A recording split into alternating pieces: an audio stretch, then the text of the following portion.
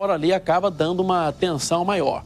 No caso aí, aparentemente a situação foi acalmada durante a visita dessa guarnição da PM. O policial ali bastante astuto, experiente, ele com muita calma ouviu os dois lados, conversou com os dois lados e conseguiu deixar a situação melhor do que aquela que ele encontrou.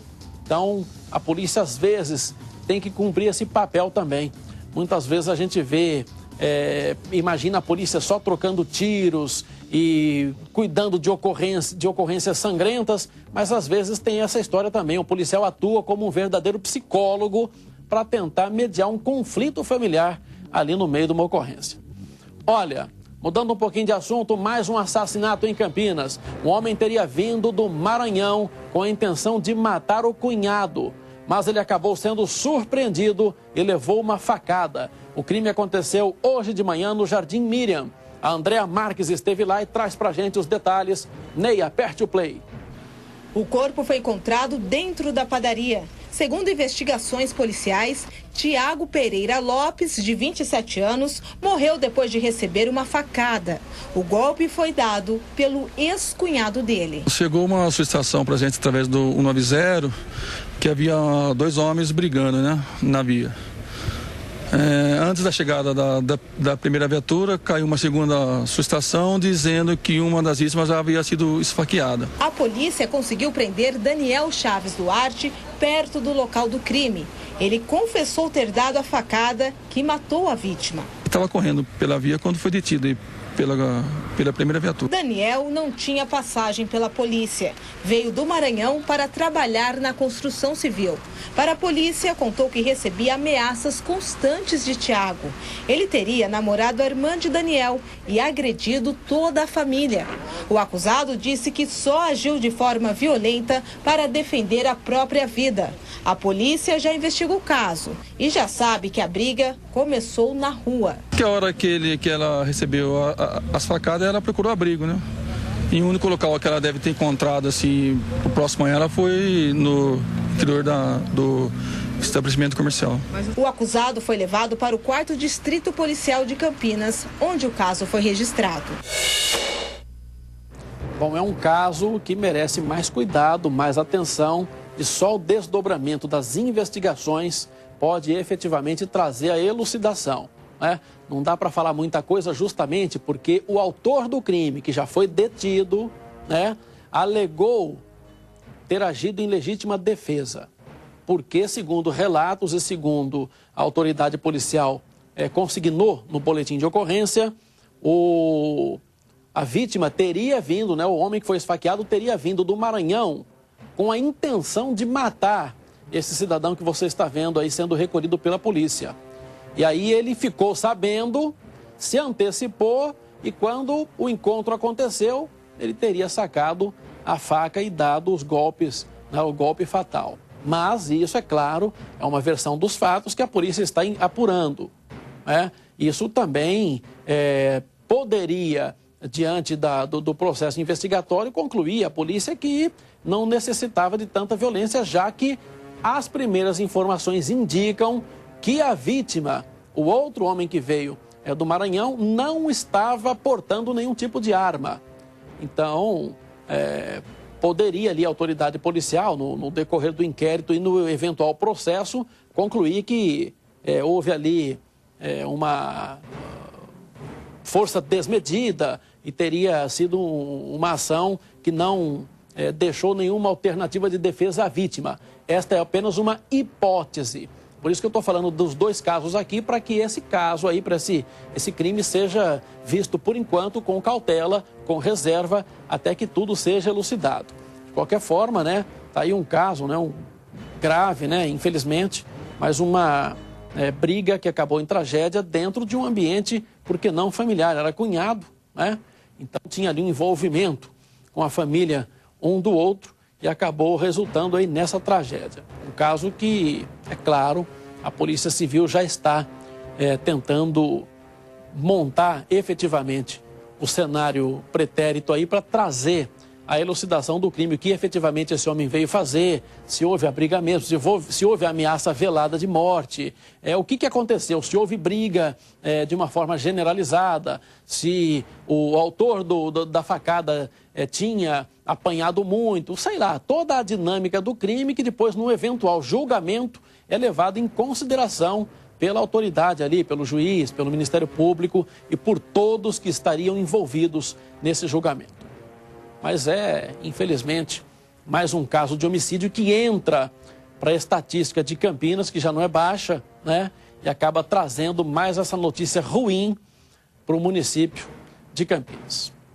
E olha, outro detalhe aqui, mais uma vez, o tráfico de drogas aqui na nossa região. Um adolescente prestes a completar 18 anos foi apreendido no Jardim Ipauçurama. Quem esteve lá foi a repórter Aleteia Rodrigues. Traz aqui, Zé, no telão. Ney, aperte o play. O garoto de 17 anos foi apreendido pela Polícia Militar depois de ser pego vendendo drogas em uma rua do Jardim Ipauçurama. Com ele foram encontrados 3 pinos de cocaína e 86 trouxinhas de maconha. Nós estávamos em patrulhamento pelo Jardim Ipauçurama quando nós visualizamos 2 pessoas. Ao realizarmos a abordagem, com uma delas nós localizamos uma porção de, aparentemente, maconha e um microtubo, aparentando ser cocaína, e R$10. Parte do entorpecente estava escondida dentro de um pote e em uma mochila escolar nas margens de um córrego próximo ao local que o jovem foi encontrado. A outra pessoa que estava com ele foi liberada. O caso foi encaminhado à Delegacia da Infância e da Juventude da cidade. O adolescente foi recolhido à Fundação Casa. Olha, mas essa pode ter sido a última, ou uma das últimas, né? Enquanto esse adolescente aí é protegido, não existe outra palavra, pelo Estatuto da Criança e do Adolescente. Né? Pode fazer o que for, pode roubar, matar, estuprar, fazer o que quiser, que vai ser recolhido, vai receber ali aquela punição chamada socioeducativa e depois vai estar na rua fazendo novamente a mesma coisa. Então, daqui a pouquinho completa 18 anos e aí a história muda um pouco, né? Foi flagrado novamente, mesmo que com a ficha limpa, porque durante esse período da adolescência não é colocado ali, né, na ficha criminal, e aí já começa a mudar um pouco a história, mas infelizmente a gente relata mais um caso aí de menor que se aproveita, né, da legislação, né, e da má índole para cometer algum tipo de delito. Nesse caso aí, os policiais da Rocan conseguiram êxito e recolheram, né, tiraram temporariamente de circulação esse adolescente infrator. Infelizmente, a gente continua, né, com esse problema da legislação. Existe uma discussão, às vezes mais ideológica do que técnica, na questão de reduzir a maioridade penal no Brasil, né? As pessoas falam, isso não resolve. O problema é que toda ideia que se coloca, vem alguém e grita, isso só não resolve. E coloca ali a possibilidade, como se o Brasil fosse, né, a Suíça, por exemplo. Né? Não, você tem que ter educação, tem que ter praça esportiva, tem que ter salário mínimo de R$500 mil. Coloca uma situação utópica, sem possibilidade de resolver e não deixa colocar nenhuma medida isoladamente para tentar, com passos firmes, mas com um objetivo comum, resolver a situação. Olha, mudando um pouquinho de assunto, um bombeiro civil foi assassinado neste domingo em Hortolândia. Ele se desentendeu com o dono de um bar e acabou atingido por 2 disparos. A mulher dele, que o acompanhava, também foi agredida. O autor do crime está foragido. A Andréa Marques esteve lá em Hortolândia e traz os detalhes aqui pra gente. Ney, aperte o play. Sangue e cacos de vidro são sinais do quebra-quebra. O bar amanheceu de portas fechadas por causa da tragédia. O bombeiro civil Claudiomar Rabelo Ribeiro foi assassinado depois de discutir com o dono do estabelecimento. A viúva ainda procura entender o porquê o marido dela foi morto. Ele foi fazer xixi do outro lado, só que lá é escuro, sabe? Que tinha um pé de jaca e é bem escuro.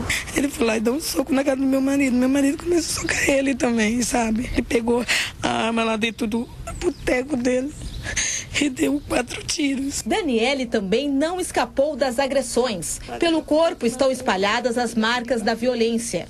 Quando ele foi pra cima do meu marido, eu fui pra cima dele com uma garrafa, para defender meu marido. Ele saiu me arrastando pelo cabelo e me dando, me socando. Segundo a polícia, depois de matar o bombeiro civil, João Sabino teria fugido levando a arma do crime.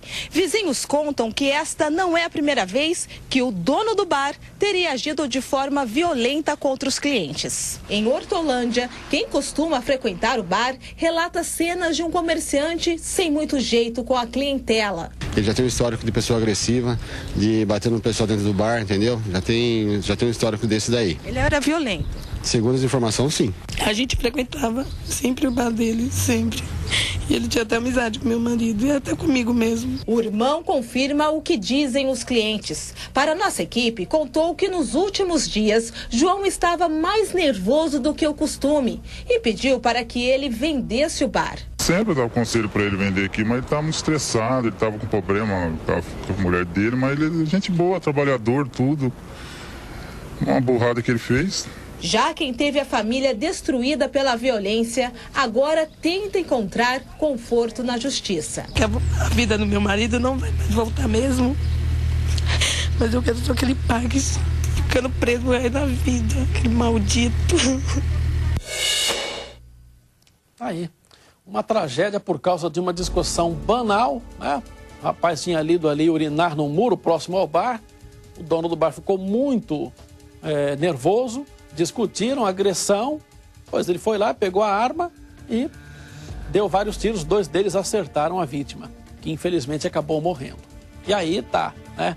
Tem a questão do homicídio propriamente dito, e aí a polícia veio verificar, né? Muito provavelmente essa arma não tem registro e ele não tem autorização de porte também, que poderia trazer algum agravante ali também na eventual pena, né? Aí, mais uma tragédia aí, envolvendo a cidade de Hortolândia. Uma discussão boba, uma discussão banal. Alguém ali na matéria disse que eles eram conhecidos, eram até amigos, e por causa de um momento de bobeira, de nervosismo, por isso que eu falo, às vezes o pessoal não pode ter uma arma em casa nem próximo. Então ele tinha histórico de violência, era uma pessoa agressiva, mas tinha uma arma em alguma gaveta no bar, que garantia, né? Ele podia ser violento, que qualquer rompante ali, ele sabia que se engrossasse o caso, ele poderia ali pegar a arma. Isso é um problema, é um risco, realmente. E olha, o Brasil Urgente para a região de Campinas está terminando aqui. Mas você acompanha o programa a partir de São Paulo com o José Luiz da Atena, que voltou de férias. O Águia está em ação. A gente volta amanhã a partir das 4:40 da tarde. Muito obrigado pela companhia e até lá.